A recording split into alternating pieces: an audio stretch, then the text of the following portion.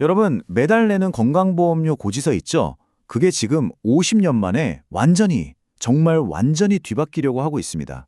도대체 내 돈이 왜 이렇게 계산되는 건지, 그리고 앞으로는 또 어떻게 달라지는지 오늘 제가 하나하나 속 시원하게 알려드릴게요.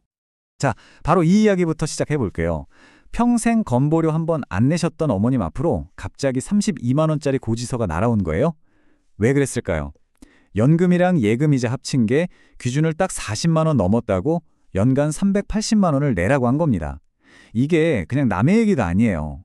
곧 우리 모두에게 닥칠 수 있는 현실입니다. 그래서 오늘 우리가 뭘 알아볼 거냐면요. 첫째, 50년이나 된 이 낡은 시스템이 뭐가 문제였는지.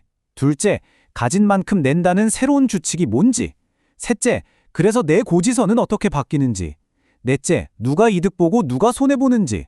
마지막으로 내 돈을 지킬 수 있는 3단계 행동 계획까지 전부 다 알려드리겠습니다. 자, 그럼 첫 번째 이야기부터 한번 파헤쳐 보죠. 아니, 1977년부터 무려 50년 동안이나 유지됐다는 이 시스템, 왜 이렇게 많은 사람들한테 억울하다는 소리를 들었을까요? 그 속에는 아주 깊고 오래된 문제가 있었습니다. 핵심 문제는 바로 이 역진성이라는 단어예요. 말이 좀 어렵죠? 근데 내용은 진짜 간단하고 황당합니다. 뭐냐면 돈을 적게 버는 사람이 오히려 버는 돈에 비해 더 높은 비율로 보험료를 내는 상식에 완전히 어긋나는 구조를 말하는 거예요. 많이 가진 사람이 더 내는 게 아니라 없는 사람한테 부담이 더 커지는 거죠. 이 그래프를 보시면 그 불공평함이 한눈에 보입니다. 예를 들어서 2억 원짜리 아파트 가진 사람이 내는 보험료 비율이랑 100억 원짜리 빌딩을 가진 사람이 내는 보험료 비율을 비교해 보면요. 놀랍게도 2억 원 아파트 가진 사람의 부담률이 훨씬 높았던 거예요. 재산은 수십 배 차이 나는데 부담의 무게는 거꾸로였던 거죠. 이게 말이 되나요? 더 기가 막힌 건 문턱 효과라는 겁니다.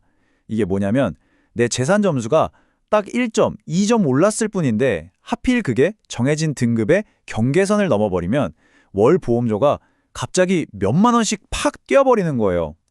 아니, 내가 뭘 잘못한 것도 아니고 정부가 공시지가 조금 올렸다고 연간 수십만 원을 더 내야 하는 이런 억울한 일이 정말 많았습니다. 문제가 이게 다가 아니에요. 왼쪽 보세요.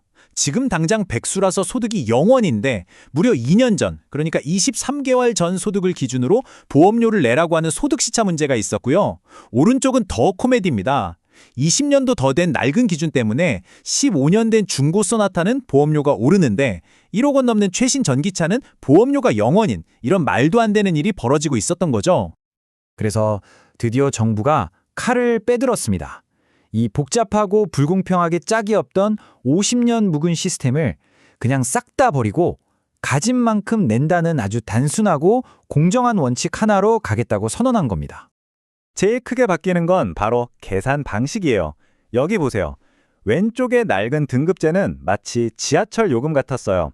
내 재산을 복잡하게 점수로 바꿔서 정해져 있는 60개 구간 중 어딘가에 그냥 우겨 넣는 방식이었죠.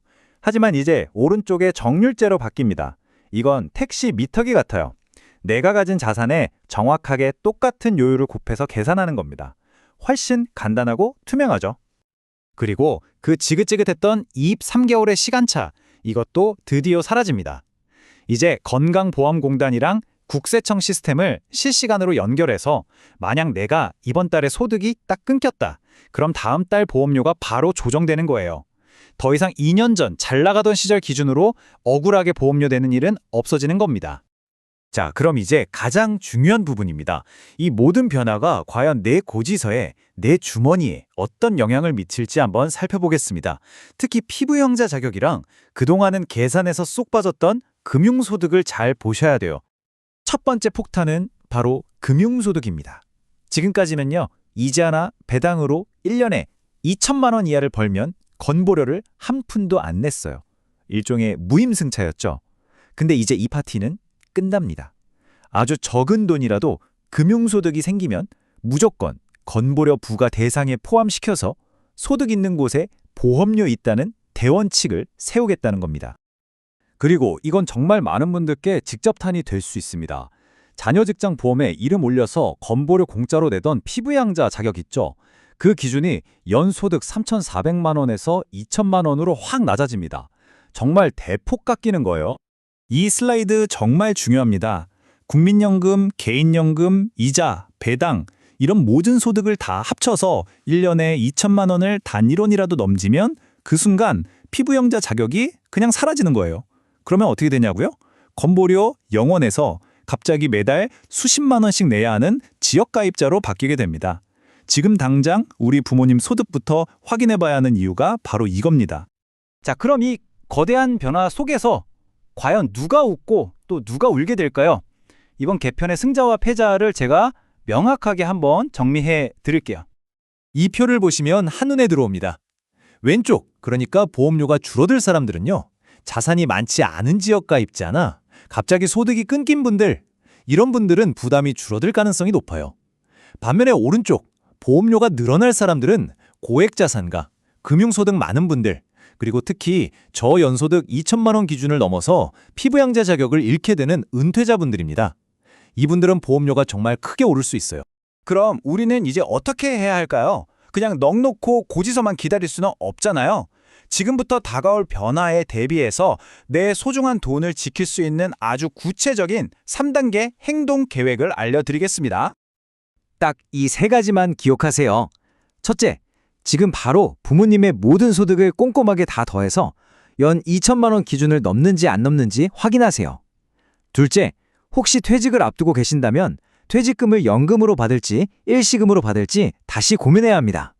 이제는 세금만 볼 게 아니라 건보료까지 따져서 뭐가 더 유리한지 계산기를 두드려 봐야 돼요. 마지막 셋째, 소득이 줄었다면 절대 기다리지 마세요. 바로 공단에 전화해서 알려야 합니다. 이제는 내가 먼저 움직여야 보험료를 아낄 수 있는 시대가 온 겁니다. 50년 만에 대개편입니다. 정부는 이게 더 공정한 사회로 가는 길이라고 말하죠. 하지만 분명 누군가에게는 갑작스런 세금 폭탄처럼 느껴질 겁니다.